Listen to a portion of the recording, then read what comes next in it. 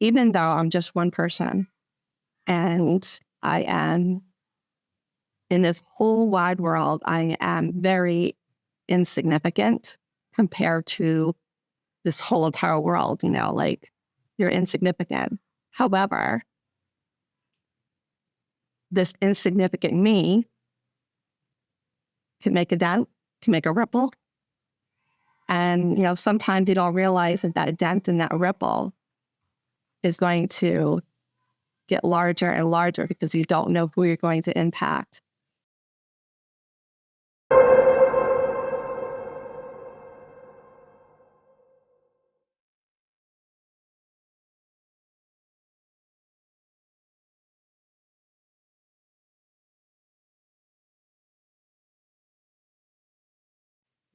Hi, my name is Joe Geidel. We're here in Montgomery, New York. It is August 24th, 2022. Can you state your name for the camera? Sure. It's Aimee Stout. Great. And Aimee, where are you originally from? I was born in Syracuse, New York. Gotcha. And after that, my parents were looking for a teaching position. They had gotten teaching position upstate New York, but they wanted to come closer to family. So they ended up moving to Port Jervis, /by. Okay. And then from that time period, I started school at our Middletown school district all the way through high school. Okay, great. And where would you consider your home today? Montgomery, New York. I guess I would consider my home now. Middletown will always be my my home in my heart because it's where I grew up. That's where my parents still reside. They still reside in the same house that I grew up in. So when I go home, it's, a little bit of my heart when I go home. That's great. Yeah. And how do you think your upbringing, your childhood affected the trajectory of your life? I know you said that your parents were teachers. Did that inspire you to get involved in the teaching field? Not at first. Okay. Actually, I got to see how, my mom, what she dealt with as an elementary school teacher. It was not an easy task or an easy job for sure. Yeah. I would go in and, visit her when I was in college, and I was like, just, blown away by what is involved in teaching. And I said, oh, I would never be a teacher. And so I decided to be a journalist instead and be a little bit more like removed from people. And after doing that for a few years as being a journalist, I realized I am more social than I thought I was. And I like, being in the classroom. I like being the student. I like, working with my colleagues. And if you love something, it's not going to be considered a job. It's something that's, enjoyable. And so that's why I became a teacher. And I also saw in myself too, that when I was in high school, being somebody who was bullied, I knew I wanted to sort of make amends for that girl who is me, who is bullied, and like to help others, So I do definitely see that in my own high school, and I'm a little bit more sensitive to that. So I try to help students. I mean, it's not just all academic, a little bit more than academic. Yeah. Now, how did you, bullying is obviously is very difficult to overcome when you're younger and you don't really fully understand what's going on. There's a lot of social pressures around you. It's very difficult. How do you overcome bullying? How were you able to move forward? You know what? I think a lot of times you have to kind of like go within yourself and find that, even your bullies are not perfect, even though a lot of times they make you think that they're superior and you're inferior. But you have to realize that the reason why they're bullying you is because they feel inferior. So I started to sort of change who I was and just, I can't change them, right? So I could change myself. So how I dealt with it is getting more involved. When I was in high school, I was the vice president of my class. I ran against a very popular student, very popular girl. And because I was unusual and I was different and a little alternative looking, I kind of won the hearts of those who were the underdogs, and I won. Oh, okay. That's great. Wow. So then I decided, okay, so I have like this little bit of power, not a lot. I mean, we're talking high school here, but I had like a little bit of power now that I was, vice president of my class. So I was able to sort of be a symbol for those other students who are being bullied, like, hey, you could do something about it. It was scary to run up against somebody who was so popular in my high school, never ever thinking that I would win, but I did. And I think, sometimes you have to realize you can do things yourself because you're not going to be able to change anybody else. So I went ahead and decided to run for government in my high school. And then I wrote for the newspaper for my high school, so I could be a voice, and that's why I became a journalist after, college for a few years until I decided to be a teacher, because I figured being a teacher, I can reach a lot more people and a lot more kids than sitting in an office all day. Sure. Yeah, that makes a lot of sense. That's fantastic. And a lot of people have an aha moment in life, a moment where things start to click and you start to pave your own way, really a transition point between childhood and adulthood. Is there any moment that sticks out for you where you began to cultivate a sense of self or identity? Yeah. I took a trip out west on my own to Seattle, because it was, of course, the grunge scene. It was a cool place to be. So I decided, at 21 that I was going to just go out there by myself, and I had to do everything on my own. I couldn't rely on my parents. I didn't have a significant other at the time.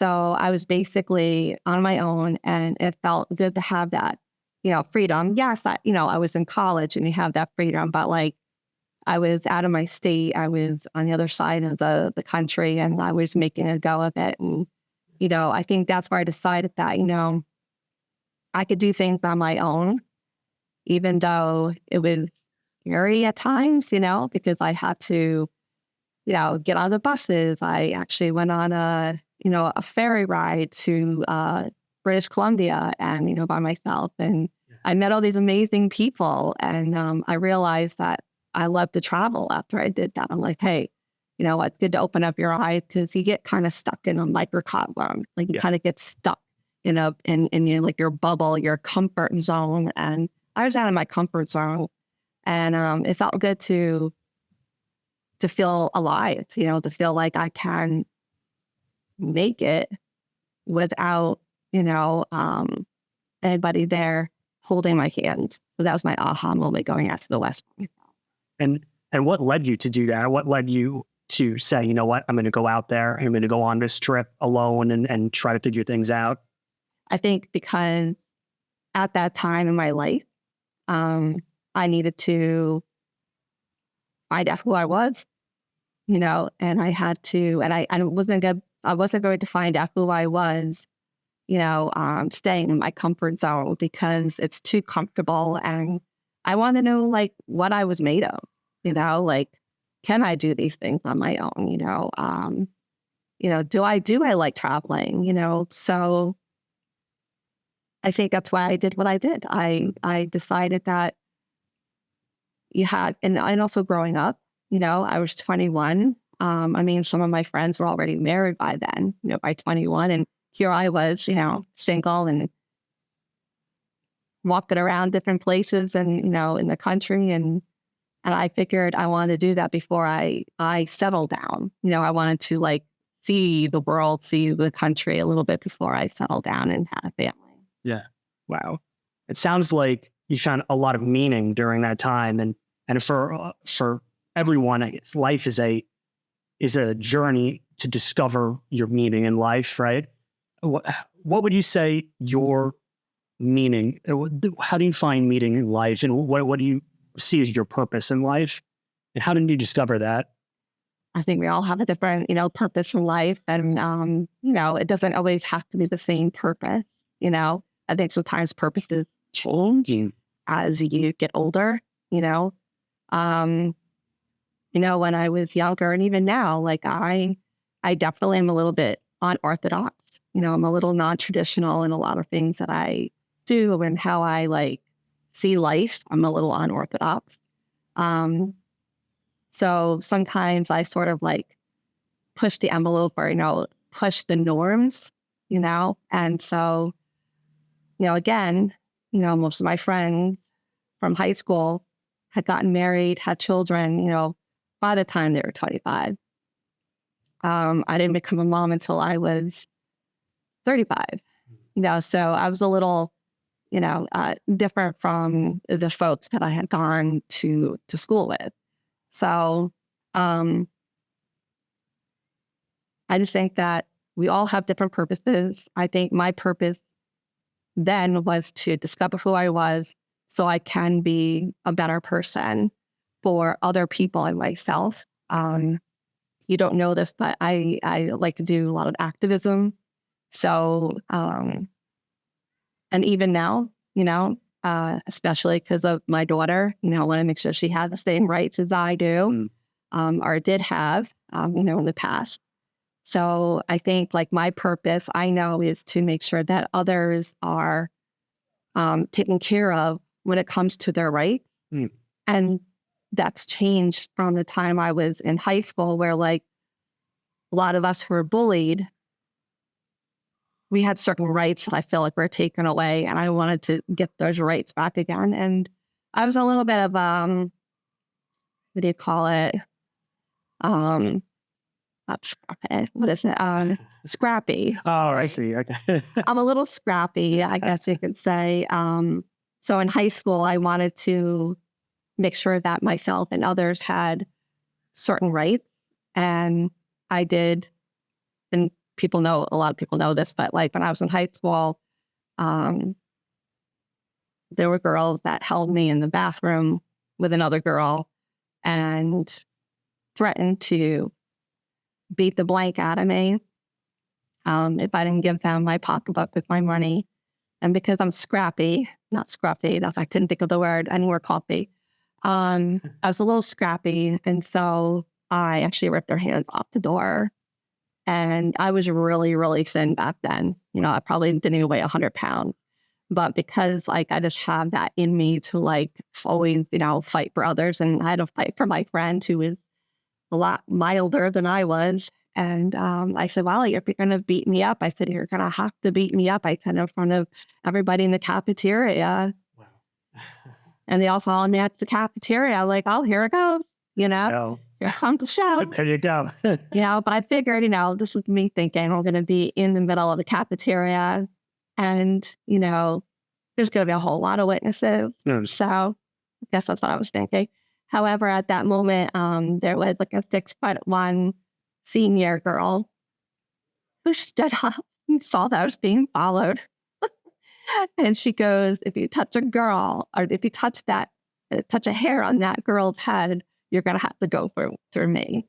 And they walked away. Wow. And it was like the best feeling. Like, I stood up for myself and somebody else stood up. I stood up for my friend, and this other girl who didn't even know me from Adam stood up for me. So I think that was another aha moment for me that sure. Here's a senior. I was a freshman. Here's a senior who stood up for a girl who she had no idea who I was. All I can remember of her, she was tall and she had a nose ring. That's what I remember. And so like, I think I want to be that girl. I want to stand up for others because she did for me. So that's definitely an aha moment. And like, maybe my purpose in life is to stand up for others, Yeah, it's great. That definitely, in retrospect, it's very admirable, and it's very admirable to stand up for yourself, stand up for others, but it's disappointing that we have to go through that to begin with, right? That those challenges exist to begin with, and but you went through it and you found your way, and that's all that matters in the end. You stood up for others, you stood up for yourself, and you're continuing to stand up for others. What are some other challenges that you've had to go through in life? Because that was it's obviously a very significant challenge in your early life. What are some challenges that you've had to face later on throughout your life?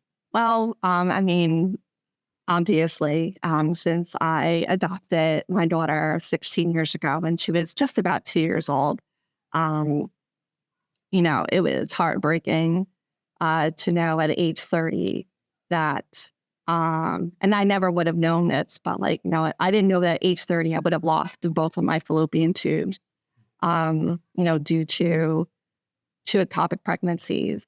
And so that was a huge challenge because I always wanted to be a mom. I knew I was going to be an older mom because I was, kind of fighting myself. I knew I was going to be older, but, here I am at 30. I thought it was a good age. Had a house, the white picket fence. I literally did have a white picket fence, a car, a job, everything was going smoothly. And so it was a daunting thing for me, a challenge, because I found out that my pregnancies did not go where they're supposed to go. And I had to have 2 surgeries within 4 months. I got pregnant twice in 4 months. So each time I had to have my fallopian tube removed or I would have died. But I was told, actually. And this is another aha moment. I love that. I'm going to use that in my classroom. Another aha moment was that I knew that I had a purpose. There you go. I'm going to add that in there too. So for my aha moment that I survived 2 ectopic pregnancies where many women never do make it out of that, I survived 2 in 4 months. So I knew I had a purpose in life. That not that I believe in, I don't know what I believe in, what higher God I believe in. I'm not religious, I'm spiritual. But whatever spiritual person, thing, creature, whatever, deity, looking down upon me, said, this is not your time to go.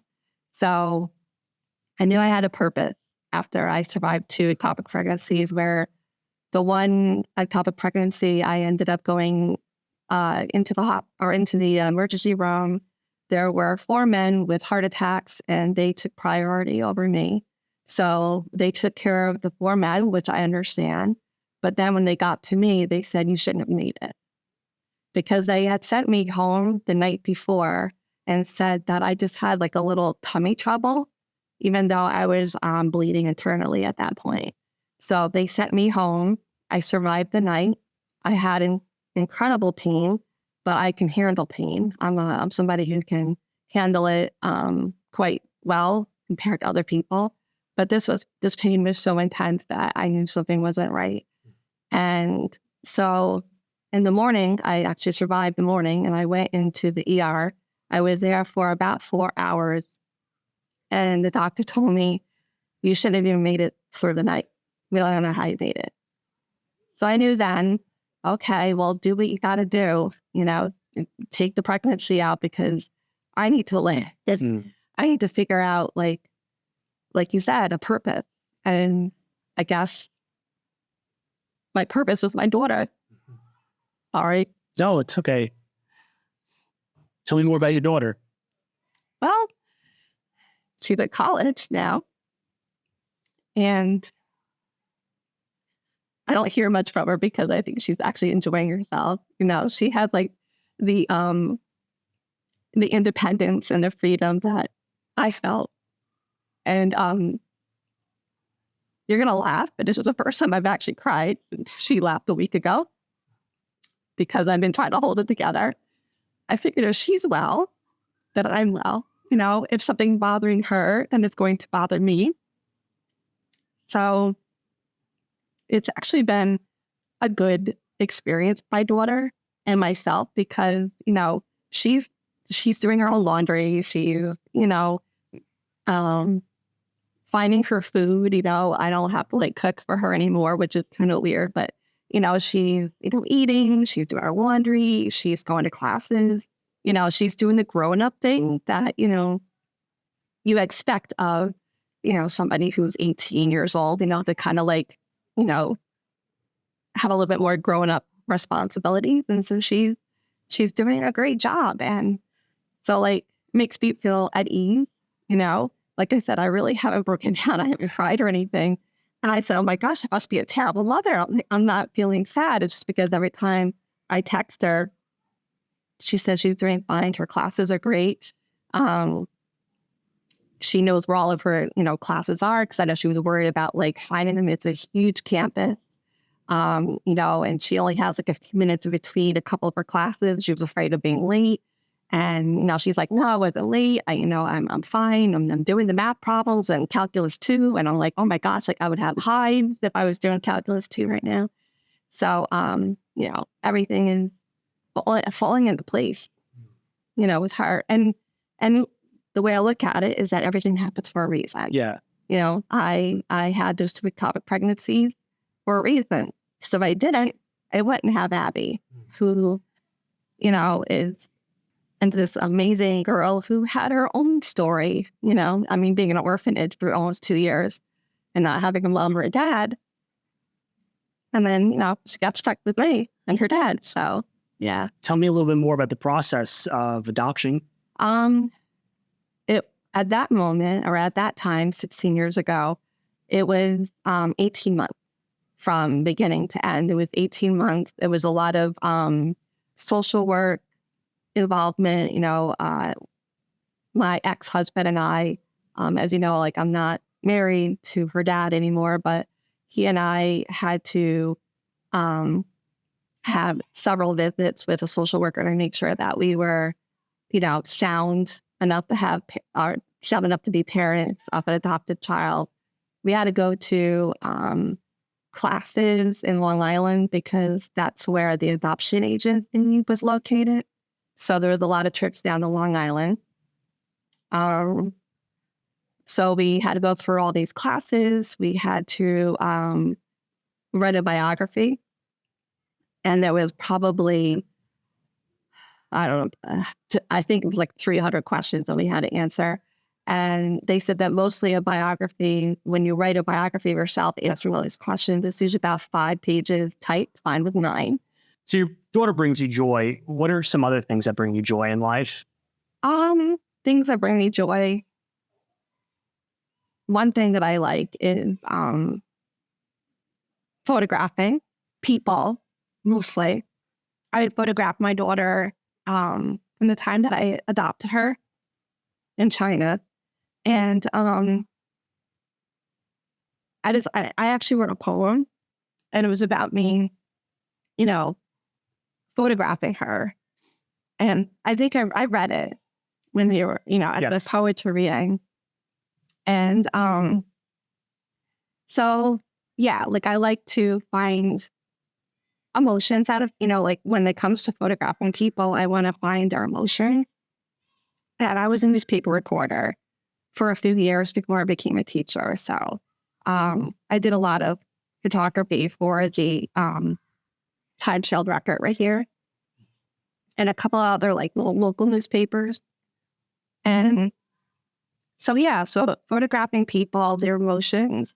I'm the nut who always like took pictures at my daughter's cheerleading, her cheerleading like practices and our cheerleading competitions, and all the moms and dads would always come to me, and I would not just take pictures of my daughter. I would get all the girls so that the parents could have pictures, because I had, a decent camera, and, I like to like make other people happy by like, hey, this is a great shot of your daughter, doing this stunt or whatever. So they always relied on me, to like kind of like be the cheer photographer mom. Oh yeah, so that gives me joy. Traveling, like I said, gives me joy. I went to Ireland in February. I went to Utah in July. So I traveled already this year, and I want to continue to travel. I want to go to a different, place, maybe during one of my breaks, either in December or we have a winter break in February. I'm glad that they kept in. They didn't get rid of it, because I want to travel during that time. And also just like being involved in different things, different activities. Like I love to write poetry. It's one of my biggest joys, really, because it gets out all of my frustration or anger or sadness. I do a lot of, I actually have like my own like blog and Facebook page where I have all my poetry. I've had people like all over the world, just kind of like, go onto my page and say things, and kind of cool. Yeah, that must be nice. Yeah. To be connected in that way. It's like a different kind of Facebook page where it's not like, it's not,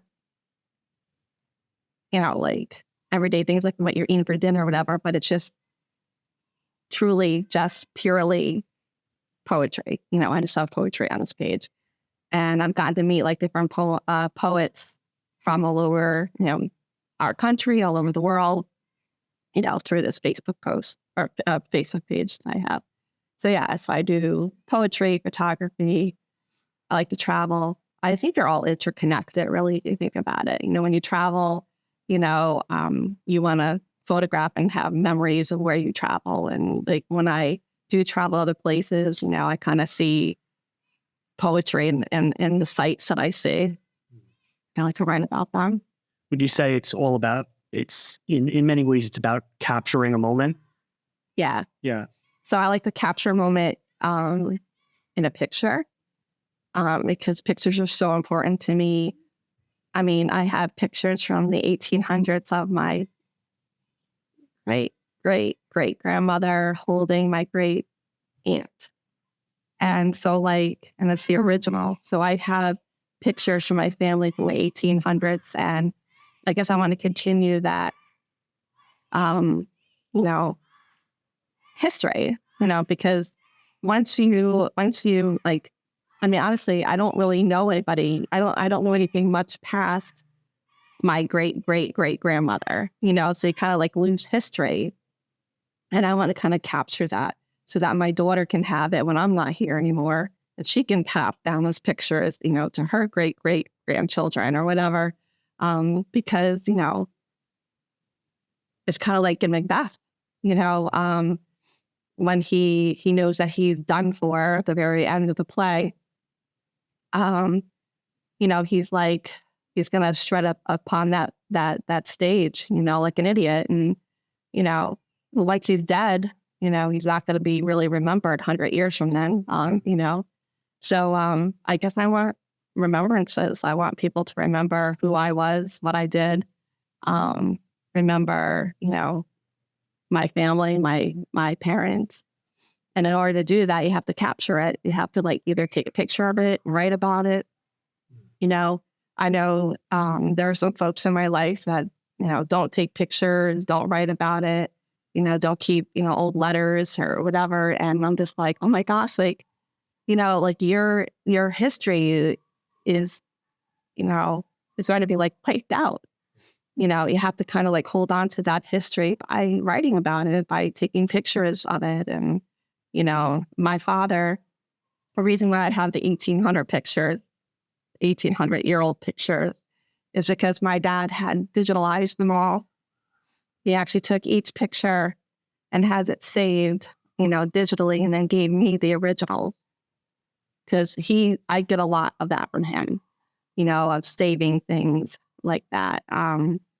The same as my mom too, but she's more about the picture itself, holding onto the picture and not putting it on digital media, but my dad is. So, I mean, they both kind of instilled that and then they hold on to that. I completely agree. I think it's very important to have documentation of the past for the future. How do you feel about the future and the state of the world? Do you have any thoughts on that? I have a lot of thoughts about that. Not that I can really, vocalize or verbalize exactly how I feel. But, I see my daughter being 18 years old and, I worry that sometimes her future may have actually less breaks than when I was 18. And so I always think about that, that's why part of me wants to still be an activist even now at 51, is because I still have people in my life that, things like Roe versus Wade is going to affect my daughter at 18. and I want to be able to make sure that she has that right no matter where she goes in the country. I mean, they say, oh, but you live in New York. It's fine. It's fine. Yeah, it's okay if you live in New York. But the thing is that it doesn't mean it can't ever be overturned. It could still change even here in New York. And people have to realize that, I think people get too comfortable, with what we have in New York. Like you feel like you're safe. But if you don't continue to fight for that safety, then you're going to lose that safety, So I think that's why I want to continue, even though, it's not Roe versus Wade doesn't affect me anymore as a 51-year-old, but it can affect my daughter and it can affect, other girls like her, that are in a stage where they can still, reproduce and whatever. So, and especially because I myself had 2 ectopic pregnancies that were medically removed or medically aborted. I don't know if I would have survived, because you don't know if they would say, but it's a child. The child, the thing about my life is dependent on removing that fallopian tube with the pregnancy in it. So I just hope that people continue to fight for this, right? Because I don't know if down the road in the future that it's going to be taken away from us, But I think that our young people are quite feisty, Being a high school teacher, I see that. I see how a lot of my students are standing up for themselves, and standing up against, some things that are truly, tragic. I know I have students who are in the LGBTQ community, and I'm seeing a lot of kids standing up for themselves and fighting their way and not letting people tell them who they can and cannot love, and so that kind of gives me hope and it gives me faith that the future maybe isn't as bleak as a lot of people think it might be. So yeah, that's my take on that. How do you view your own future? That's an interesting question. Kind of up in the air a little bit. Being 51, being divorced, not knowing exactly what I'm going to be doing after I retire in 3.5 years. I guess the world is my oyster. I can go anywhere and do whatever I want. My daughter will be done with college at that point. So we are both, going to have a new future. She's going to be done with college, and I will be done with teaching. And so most likely I can see myself traveling more. I am seeing somebody at this moment, wonderful to me, kind, takes care of me emotionally a lot. That's great. Yeah. So I think that, I don't know where that's going to lead, down the road. I guess there's a lot of questions about that, because I was married for 24 years. So just about half my life. And I don't know if I want to go down that road again with being married, or I might get married again. I have options.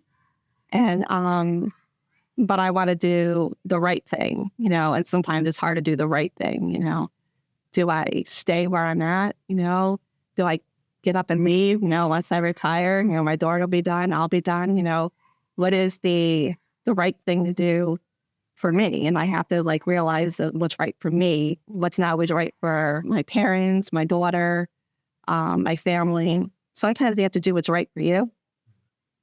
And I think a lot of times we do things for other people and then we are unhappy. But if we're happy, then they're going to be happy. So I figured I have to make a decision. When I retire, what am I going to do? Am I going to stay put here in Montgomery, or am I going to, leave and travel or live someplace else? I can live anywhere in the world if I want to. I was thinking about moving to Ireland. Live in a little cottage, have a simple life. That was definitely one idea. But I don't think I would ever leave the country. But it was definitely an idea of mine when I've had some bad teaching. Like, I'm going to Ireland. But my future is wide open. I actually, it could be a little scary, but I'm also excited about my future because I have my health. Not a lot of folks that are my age, have this type of health, and I'm like, I want to be able to do what I want to do since I can. I'm fortunate. I'm lucky. And I don't take it for granted, my health, because I see other folks and, in the shape that they're in, and I'm like, oh my God, like, that could be me, and it could be, so I want to live life. I definitely. The journey keeps on going, right? Yeah. A lot of questions, but that's okay. That's what makes it interesting. Looking back, what's some advice you would give to your younger self? Oh, yeah. My advice to give my younger self to have more confidence and not to always listen to others, but listen to my gut. I think a lot of times we, yes, you should take advice from other people. Yes. Yeah. But many times I took advice of others and I really should have forced into my gut feeling. And I would have told my younger self also to be patient with yourself. I think a lot of times I felt like I was not, far along as I should be in life, or should be, or I'm not doing things right. But I had to be more patient. I would tell that younger girl of myself, or a younger version of myself, like, be patient. Good things come in time. I think a lot of times, I would see my friends like, married with children, a house, blah, blah, blah, and I'm 21 and I'm traveling the country. A bit of me was like kind of jealous, like, I wanted that family, wanted that child, I wanted the house. But I'm glad I did it when I did. I don't think I would be ready at 21 to be a mom. So I think at 35, when I adopted Abby, I was surely ready. I was more than ready, and I think motherhood, it was a struggle, yeah, because she was adopted and she was speaking Mandarin, Chinese. She wasn't speaking, she didn't know the English language. But I think that if I was a younger person, it would have been a lot harder for me. So yeah, to have more patience with myself, like, everything happens in due time. And I made some really, silly decisions when I was younger, and I would, tell that girl back then, like, think twice about your decisions before you, commit to some of these decisions. To also know when you see red flags about things, and to, go with your gut feeling. I think, like I said, sometimes we kind of like put a blind eye to our gut feelings, our gut instincts, and I think that now with me, I have these gut instincts and I kind of roll with it now, What would you want the world to know about you? I know you write poetry, you're an artist, you're a teacher. What do you want your message to the world to be? All right, let me think about that for a second. Sure. Message to the world.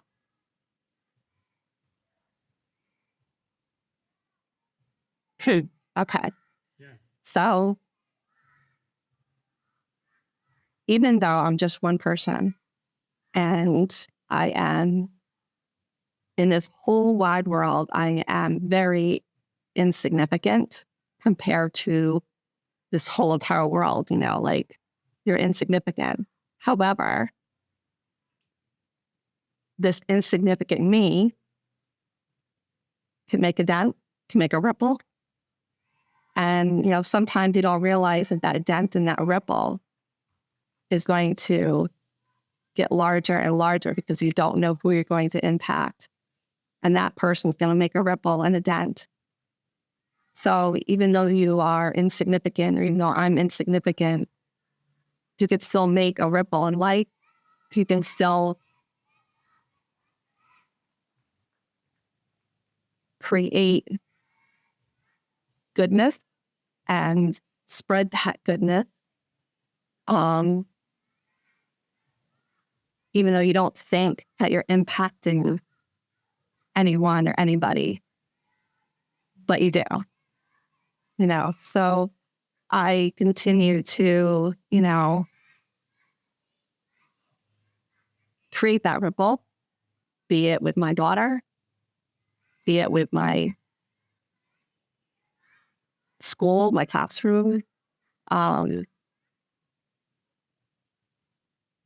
friends, I try to make, or my activism, my poetry, make a ripple, And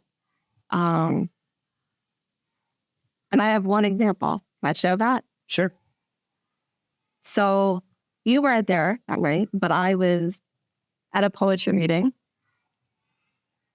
and I spoke about the infertility and, about motherhood. And my poetry was, I kind of have a theme every time I go to poetry night. And so I had a theme of motherhood and my experience with motherhood. And after the poetry reading,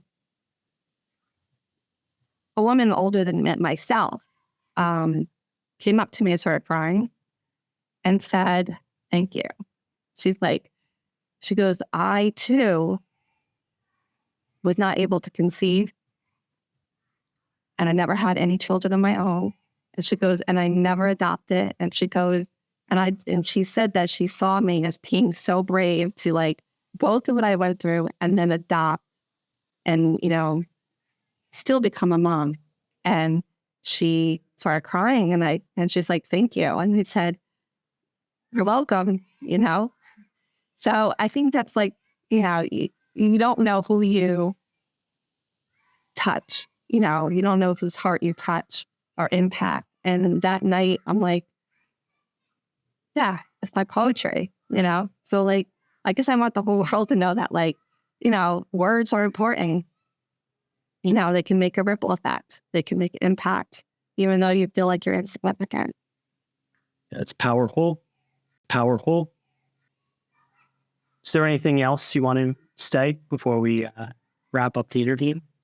I just want to say thank you. Yeah, absolutely. Aimee, thank you so much. I appreciate it. This means a lot. Yeah, you're welcome.